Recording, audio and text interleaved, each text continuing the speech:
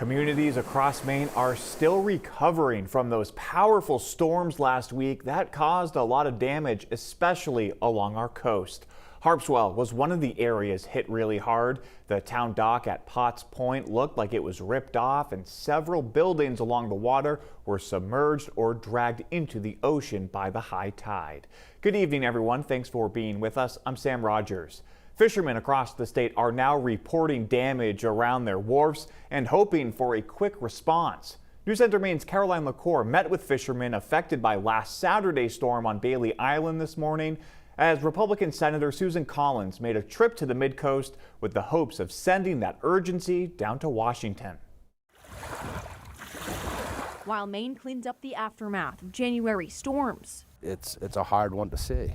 many fishermen along state shores are at a loss for what to do next. The rest of the state's moved on, and it's the working waterfront that's kind of sitting here saying, like, okay, like, what's next? How do we go forward? To help amplify voices of Maine fishermen, Maine Senator Susan Collins met them where they're at Bailey Island Saturday, surveying the aftermath. The devastation that's been brought about, it truly is unlike anything I've ever seen. Stops along Saturday's tour showed extensive damage, like underneath the only bridge heading into Bailey Island. The granite blocks underneath were able to be pushed so hard, it almost looks like a game of Jenga.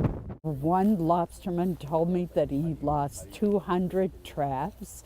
Those traps would cost him, on average, $150 to replace. Doing the math, that's close to $30,000. A lot of these guys are small operators. They don't have a lot of money to back them up. And with state agencies estimating the timeline for federal money stretching to weeks, even months, Collins says she hopes today's debrief can accelerate things. These places are only so big. So where does your neighbor go? With many left with little resources to continue work on the water, folks say any expediting of help will be crucial over the next upcoming months. And yeah, we got kicked down, but we'll get back up. We always do. On Bailey Island, Caroline LaCour, News Center, Maine. With federal funding aimed for public infrastructure repair, Collins says she hopes to use Saturday's trip as a way to secure funding for private piers and equipment hit hard over the past couple of weeks. If you experience severe damage from Saturday's coastal storm, there is still time to report it to the state.